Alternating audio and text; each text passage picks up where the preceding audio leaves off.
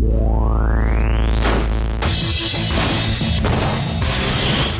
and neutralize the enemy. You need weapons that search and destroy.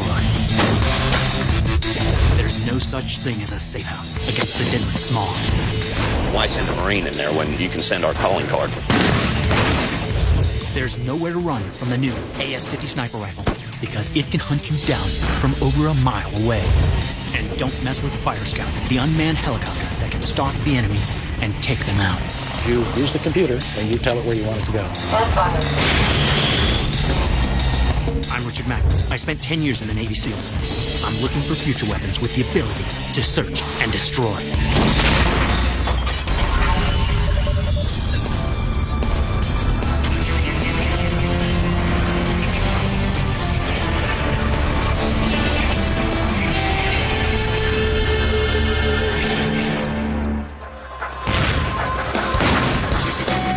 Urban warfare. Snipers and terrorists are occupying houses, turning them into forts from which to launch their devastating attacks on soldiers. Your enemy is protected by the building he's firing from. If you and your buddies attempt to storm that structure, there's a good chance you could be killed. What you need is a weapon that can level it to the ground. Enter the Small, the shoulder-mounted assault weapon. It's the infantry marine's best friend.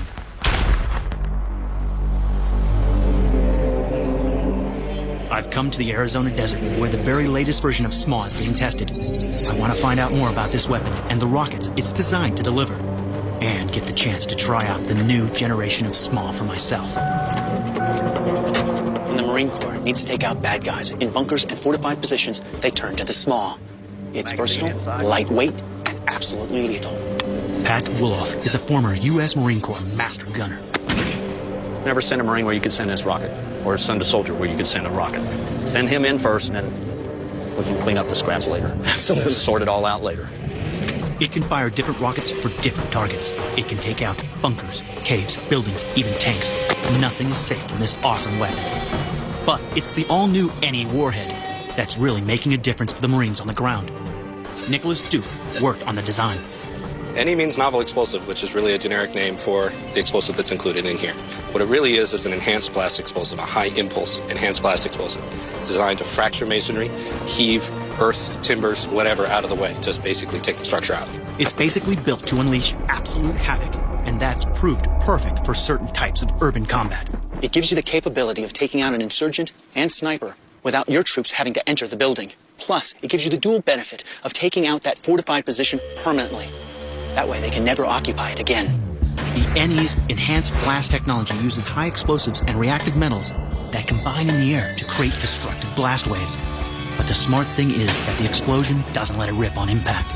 A fuse delays the actual explosion by a few milliseconds, waiting until the rocket is inside the target so it can cause maximum damage. The most important part is to get inside the building. So you got to get a fuse that properly senses when you impact the wall and then delays the detonation until you get inside. But on the other hand, if you hit a wall that happens to be 4 feet thick that you can't get through it, you want to make sure that it does still go off, you get some effect, and you don't get unexploded ordnance on the battlefield. What actually happens once it's penetrated? Once it's penetrated, the fuse is operating in a delay mode. It waits a certain amount of time to basically get to the middle of the building, and then it initiates the explosive. To see if the NE is as good as they claim, I'm going to put it to a test for myself. Here in the Arizona desert is a replica of a concrete building snipers used to attack Marines in Iraq. I'm going to see if the all-new small novel explosive can really flatten it to the ground. It's nice and solid. It's pretty good. You can actually even live in it if you need to. Where do you think I should hit this thing? Well, it's a large structure, so it gives us plenty of wiggle room. Somewhere in here. I've heard the story. Now I unleash the weapon. Time to see what the small can do. It's a real McCoy. Absolutely. This is a standard tactical NE round. That's all business, isn't it? All business. Use your crosshairs about 3/4 away up the door. Got it. Rocket. Backblast area all secure. Beautiful, brother. Look at that. What line was that? That's incredible. Look at that. Here 1 second, gone the next. Watch out, terrorist. Here it comes, the novel explosive. The huge blast happens where you want it, when you want it. Conventional explosives could not achieve this without massive collateral damage.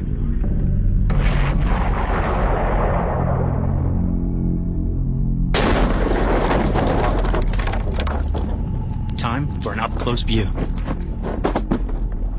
Place. That was a pretty sturdy little building. Not exactly a bunker, but definitely a sturdy building that was there. And the beautiful thing about this is when you're looking around, honestly, you're looking at maybe what? 50 meters. 50 meters tops. I was saying 30. That whole explosion is contained within that 30 meters, and the blocks are basically just... See where the round went in? Yep. There's your entry. And this is basically the exit. so you can see it cleared through the concrete block just fine. Absolutely. Probably went all the way to the back of the building before it detonated. Right here, The look. fuse delayed just as it was designed. It literally blows the walls out just enough for the weight of the roof to collapse down on top, and then one would collapse on top of the other would collapse, and then, boom, you would have the building down, and they wouldn't be able to use it again. You're a sniper as well? That's correct. Winning that war, the intimidation war, you need to have something that can overcome a sniper in that situation. I'll tell you, you want to intimidate him. You want them to be afraid. I want them to think twice before they pull that trigger. Absolutely. And I think this does it. The SMA is an incredible weapon already making a difference in the field. But it's about to get even better. Its designers are improving the launcher, using laser sights to make it quicker and simpler to use under fire. The brains behind SMA are also working on enhancing the rockets they fire, making them so smart that the enemy can't see you. When people are trying to kill you, you don't want to give them a chance to spot where you are. One big giveaway is the rocket's flare when it's fired, and the solution is to get rid of any backblast. This is the next generation. What you'll see if you fire a small round, or what you see on TV, is the small round has a large plume out of the back of the weapon, and it has backblast. That lights up the sky, that does give away your position. What this round does is it confines the confined space. So now I'm in a mount environment, I'm in a confined space, I can fire this round with a counter mass coming out the back, and I'm virtually invisible. The new SMA, a 21st century weapon that can search and destroy with deadly accuracy.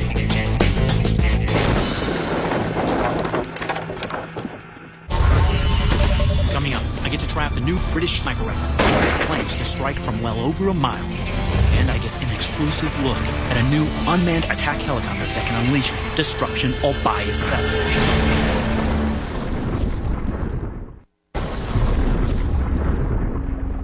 The ultimate search and destroy weapon is the lone sniper, a silent but deadly assassin that can track and take out a target from half a mile away. But sometimes they need to strike even further. The traditional sniper rifle was designed with a bolt-action loading mechanism.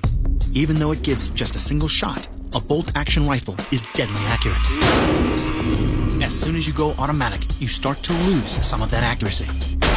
But I've just heard of a brand new semi-automatic sniper rifle claiming to be almost as accurate as any existing bolt-action rifle.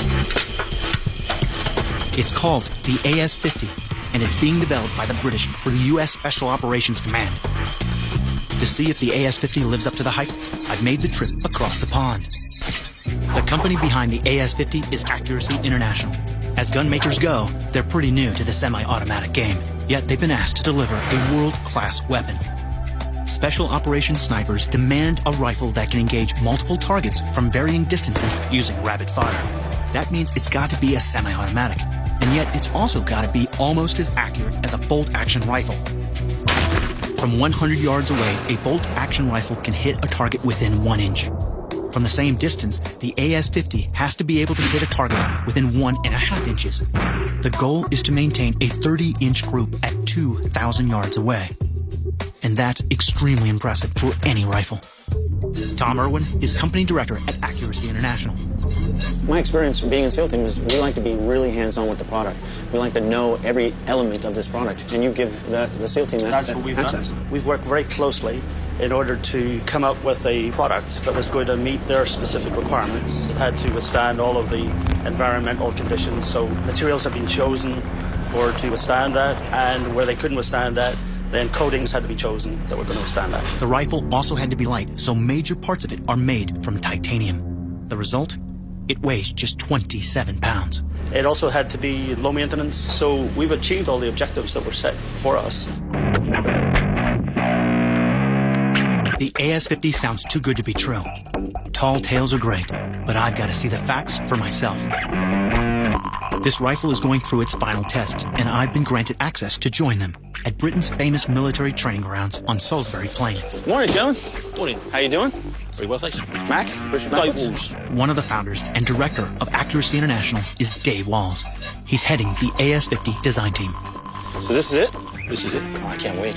Thank you guys so much for letting me do this today. I'm going to put the AS-50 through its paces with another special operations shooter. This is all part of the weapons field trials, so if it fails, it's back to the drawing board. It's important to remember that the AS-50 is a military weapon designed to do a military job. Sometimes you have insurgents hiding behind concrete, and you have to stop those guys. So what we're doing here is simulating a concrete block. This, I'll leave up to your imagination.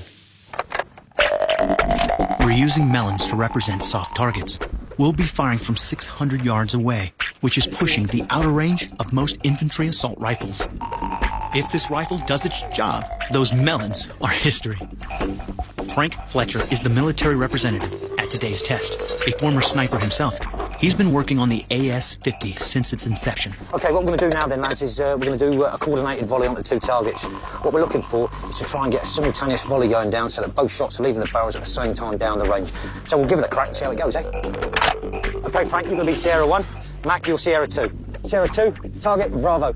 Sierra 2, target Bravo. All stations, I have control. Stand by, fire.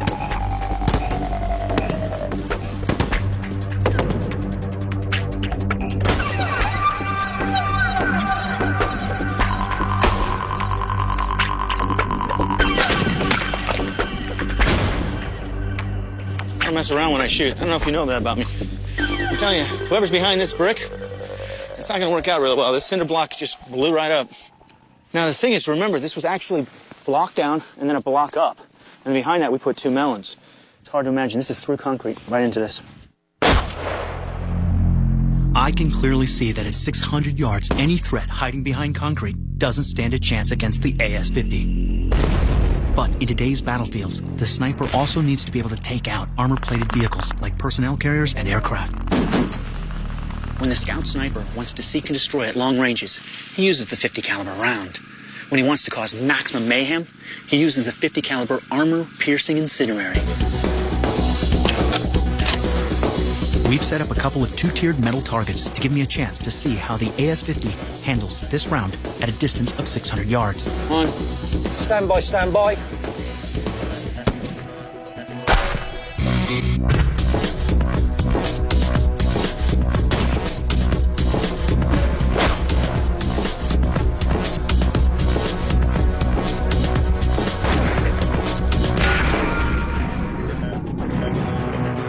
Okay, so I put a few rounds downrange and I've hit the target. Let's get up close and see the penetrating power of this round. Look at that. Yeah. That's incredible right there. So both rounds, two rounds. One comes through here and clears. The other comes right through here and clears. That's a round that's going through this steel and then through another piece of that steel and still maintaining its kinetic energy. Yeah. Anything inside there. Yeah, it's got some power beyond that. It's in trouble. Oh, yeah. The incredible armor-piercing incendiary round passes through steel like it's not even there. Armor-piercing incendiary. You don't want to be on the other side of this, I'll tell you that. Still to come, can the awesome AS-50 sniper rifle really maintain accuracy at well over a mile? And I drive the incredible Aardvark, a minesweeper that eats landmines for breakfast.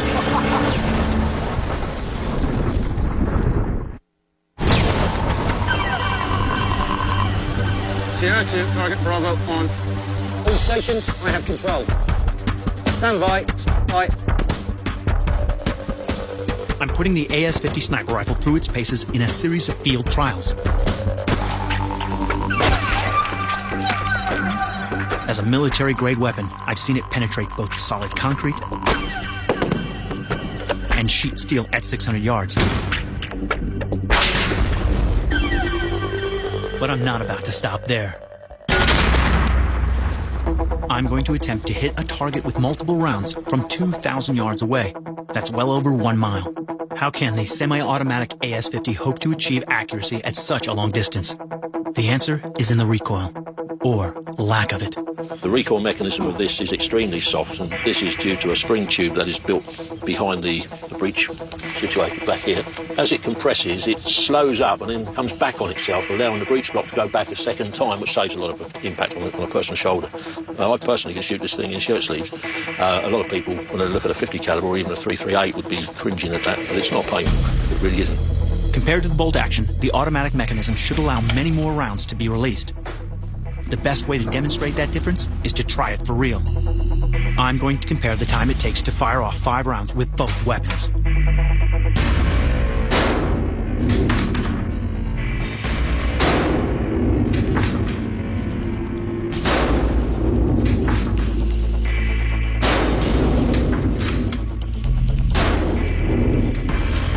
In a combat situation, it's absolutely vital to get those rounds down range.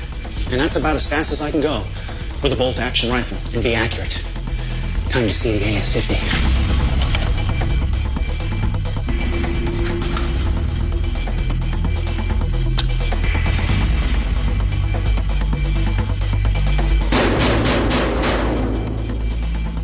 Not having to worry about chambering each individual round, I can get 5 rounds downrange in about a second and a half. Now, that's the advantage of a semi-automatic. It's a 50 caliber weapon. When you can deliver that kind of firepower to heavy metal targets, to heavy armored vehicles, it's all the advantage you need. This is an incredibly powerful sniper rifle, capable of picking off targets through concrete walls and steel armored vehicles. It's easy to use and allows me to fire quickly with very little recoil. But I still need to be convinced that the AS-50 is powerful enough to maintain its accuracy at long distance.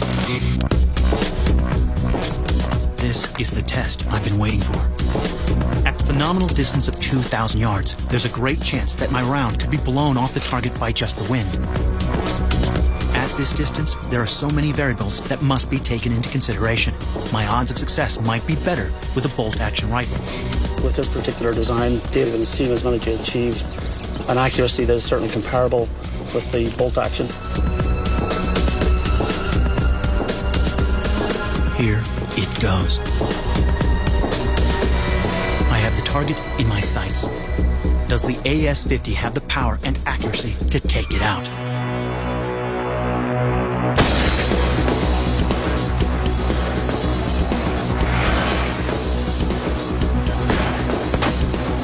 Incredible.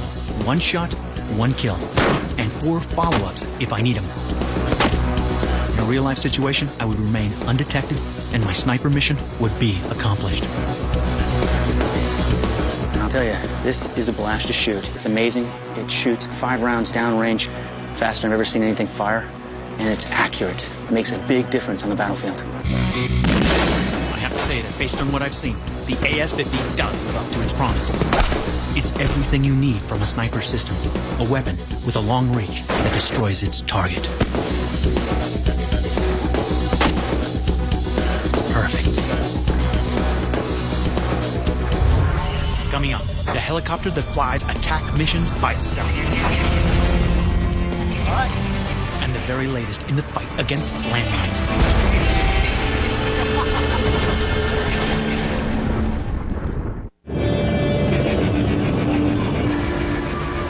The secret to a successful assault is good intel. Knowledge of your adversary's strengths, details about the battlefield, and awareness of potential obstacles can mean the difference between victory and annihilation. To get great intelligence, you need to get your eyes on the target. But for the operator who has to execute that mission, it's risky. It takes time and a whole lot of skill. Although they're packed with technology, high-altitude spy planes have their limitations. They need runways to launch from. Without runways, they cannot get into the air and provide the critical tactical information that battlefield commanders want. When you are in combat, you need it right there and then, and you can't wait to call something in for you. And sending soldiers on scouting missions is life-threatening. What's needed is a new kind of future weapon, one that minimizes the risk for the operator in the field. Maybe an unmanned aerial vehicle that can launch from any place and gives you immediate, high-quality, operator-friendly intel. And I think I found the answer at Pax River Naval Air Station, home to the latest unmanned aerial vehicle, or UAV, the MQ-8B, otherwise known as the Fire Scout. Fire Scout was designed and developed to provide a tactical eye in the sky for the U.S. Navy and Marine Corps. It can also pack on enough firepower to support the troops in the heat of battle. The Navy is no stranger to skies in the sky, but the Fire Scout is different because it was designed to take off from anywhere on short notice and can carry crucial new technology. The Fire Scout's going to be the first UAV to enter the Navy fleet in a fully autonomous mode operated from ships. Commander Rob Murphy of the U.S. Navy has been working on the Fire Scout program for the last 2 years. Having a Navy UAV that can fly on its own is a major breakthrough. When I say autonomous, it isn't autonomous in the sense that people like to believe it is, like a remote-controlled helicopter. The mission plan is loaded into the helicopter before it takes off, and with one keystroke it'll take off and complete the entire mission plan before returning to base. The Fire Scout is smart and doesn't need to be flown from the ground by a joystick. No longer is a pilot required with a large ground support team. Once it's programmed with its mission, just push the button and this UAV flies completely by itself. The joysticks that you see here are not for the air vehicle. They are for the mission payload, which is attached to the air vehicle. Basically, the keyboard and this mouse and these two screens are how we operate the vehicle. Savio, roger, EC verify and FE verify ready for launch. FE ready for launch. We launch the vehicle on the route, and it basically autonomously takes off and autonomously flies the entire route as programmed, and then comes home and lands on its own.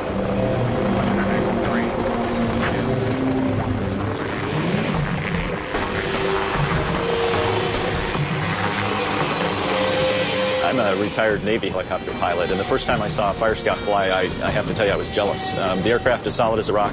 The computer system will fly the aircraft exactly where it is programmed to go. And it can land practically anywhere, including on any ship with a flight deck.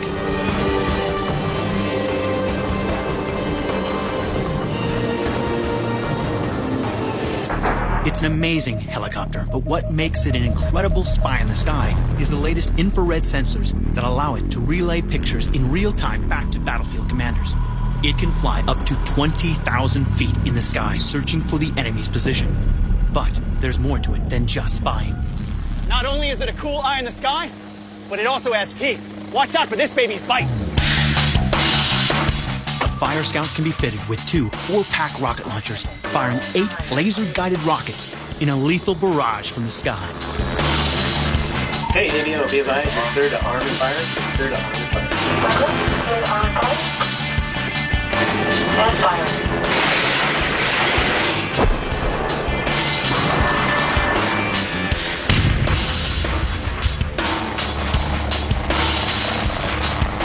The Fire Scout can give you a bird's eye view of the battlefield, can take off and land on a dime, can fire rockets from as high as 20,000 feet. What's all that give you? The ability to provide close air support. And there's no need to risk a pilot's life.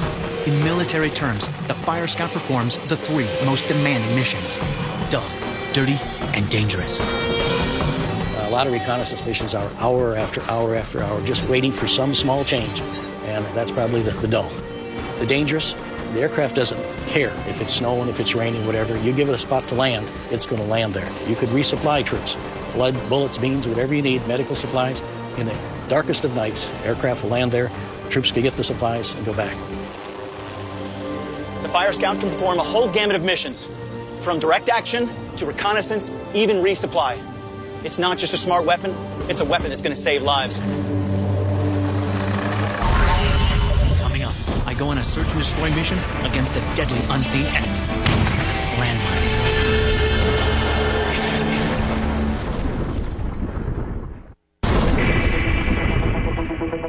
Tanks and howitzers are the self-styled kings of battle. Little can threaten an armored column, but one of the biggest threats they face is the sudden impact of an anti-armor mine. The American Humvee is even more vulnerable. Until the newly armored vehicles were introduced in 2004, they operated largely unprotected against mines. One of the most dangerous things a vehicle will ever have to face is hidden right below the surface. This is an anti-armor mine. Basically, any vehicle that travels over top of this will set this off. It's very dangerous. Matter of fact, it's even hard to imagine what it would do to a vehicle like this. That's what I'm going to show you. We're using a civilian 4-wheel drive vehicle, It's not armor-plated, but it should give us an idea of the damage an anti-tank mine can do. Now we're going to demonstrate what actually happens to a vehicle when it travels over a live anti-armor mine. We placed a mine containing almost 20 pounds of high explosives under the vehicle. Just a couple ounces of this stuff will blow a man's leg off. This is a dangerous test, so we need to get to a safe distance. Clear the range!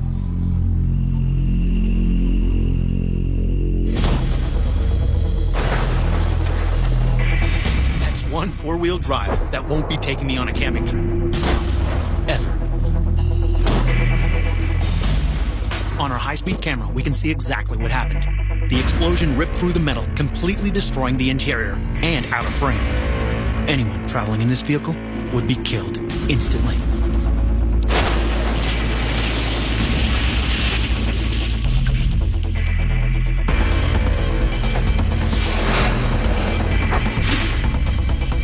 We had a mannequin in the car.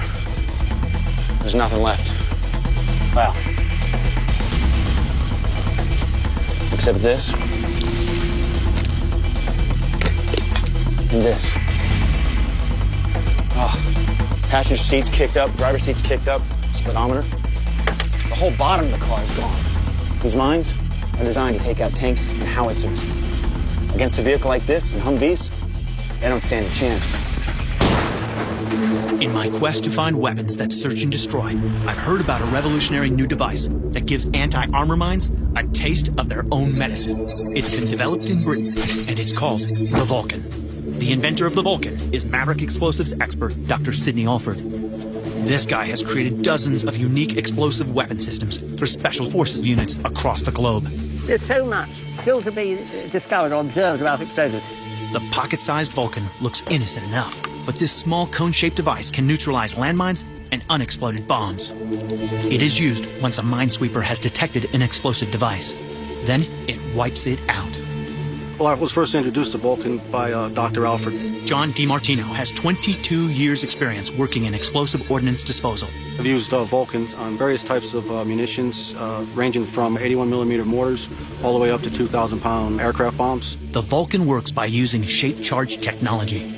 Shape charges are normally used by anti-tank missiles because they can punch straight through thick armor. Shape charges work by focusing an explosion in one direction, just where you want to do the damage. A jet of hot metal punches through the case, injecting white-hot burning magnesium. It's the magnesium that burns out the explosive content, leaving nothing but an empty shell. Seeing is believing, so we've set up a test to see for myself the Vulcan's incredible ability to penetrate steel. What we've got here is steel plate. It's about 3/8 of an inch thick. We're going to put about 3/4 of an ounce of plastic explosive on top to see what happens. A true explosives master, Dr. Alford shows me how to prep the Vulcan from the back of his vehicle. Preparation is straightforward and needs only a flat non-metal surface to construct the device. What to do is to ram that in there hard so that when you inspect it, there are no cavities underneath. We're using high explosive. Gently does it. There we are, 20 grams. Look at that. Which we pack tightly into the container. The Vulcan components are made from plastic instead of metal, which means there's very little risk of deadly shrapnel on explosion. And finally, the all-important magnesium cone. Make sure it goes in nice and flat. Now we'll take this and push this all the way in.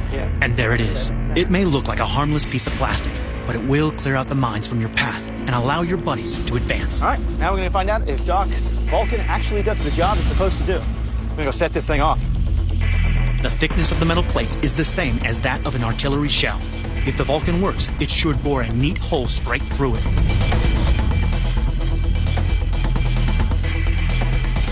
Fire in 3, 2, 1. I love explosives. Yes, there we are. Very sharp, clean hole. Look at that. There's a small hole. Very focused.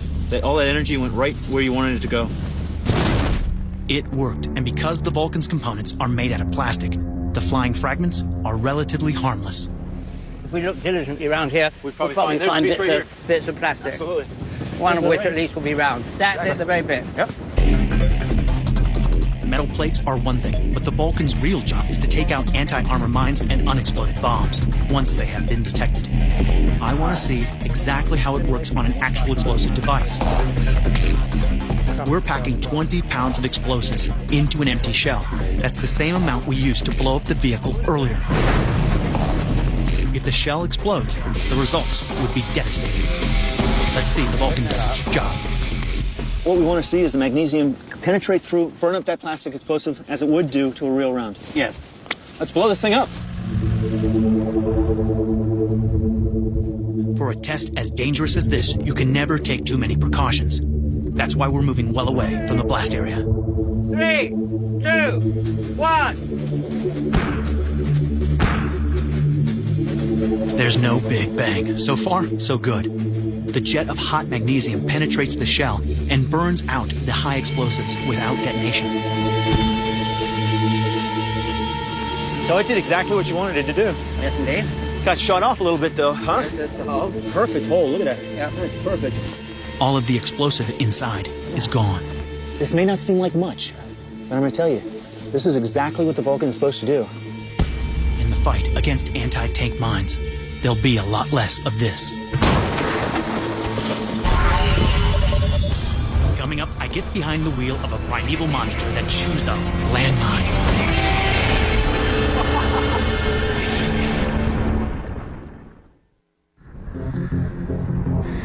I've already taken out a landmine with the revolutionary Vulcan anti-mine device.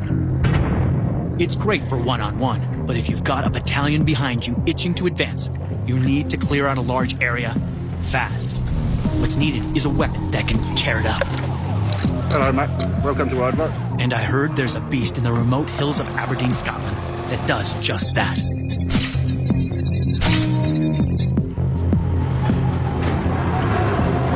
It's a mean machine that can take out landmines and unexploded ordnance by thrashing them to death. Meet the Aardvark Mark IV. It weighs 15 tons and is the world's most effective landmine clearing system. Across the world, mines contaminate an estimated 80,000 square miles of land. Clearing them individually is slow and extremely dangerous. To elevate the threat even further, many of these mines are booby-trapped. With this creature, that's no longer a problem. When you absolutely, positively have to destroy every single landmine in your path, except no substitutes. An anti-tank mine that would kill every other military vehicle is just part of its daily diet. Operator Dave Clark has the adrenaline-pumping job of driving the Aardvark through live minefields. What's the coolest thing about driving this beast? Hitting landmines. Anti-tank mines more so than anti-personnel mines. That gives me the biggest rush driving this machine. How's that feel, the difference between the two? Anti-personnel mines, sometimes you may not know you've hit them. Hit an anti-tank mine, you know you've hit an anti-tank mine. It's a real good buzz. The Aardvark is as simple as it looks. At the front are 72 chains, most with striker tips spinning at over 300 rotations per minute. They rip and pulverize the ground without mercy. The digging depth is controlled and can go down to almost 3 feet. The mines are either detonated or destroyed. These things hit with 4 tons of pressure? Absolutely. Faster than the blink of an eye. Oh yeah. Even the smallest anti-personnel mine is not going to get past our chains. It looks like a lot of fun, and I want to take it for a spin. Most people try to avoid landmines. I've seen what they can do to a car. Let's see what they do to this. Listen to it hum. That's awesome. The controls aren't complicated. We've got gears, a steering wheel, and flail controls. All pretty straightforward. And it's easy to handle. The Aardvark can deal with steep gradients and can be used on any terrain. It can clear up to 2,400 square yards per hour, which is about 4 football fields a day. It's even been used to clear the way through forest, reducing everything in its path to mulch. To test the power of this beast, I planted an anti-tank mine in this field, and I'm gonna drive right over it. I've been promised that no one in the Aardvark has ever been hurt going over a mine. But there's always a first time. The cab is fully protected with 2-inch armor glass windows, and the floor has double-plated armored skin. Armored or not, it's still important to remember I'm about to drive over a mine that takes out tanks.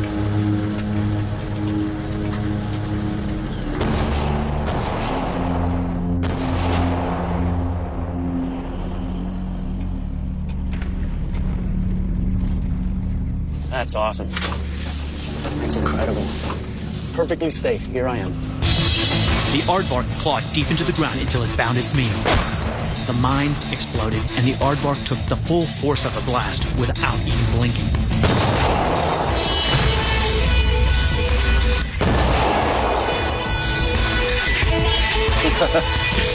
Okay, let's take this in consideration. We just hit a Bosnian TM57 anti-armor mine. It has about 11 pounds of high explosives. Now, it's designed to kill tanks, but for the aardvark, it's a light snack. The Aardvark Mark IV, built to go where even angels fear to tread.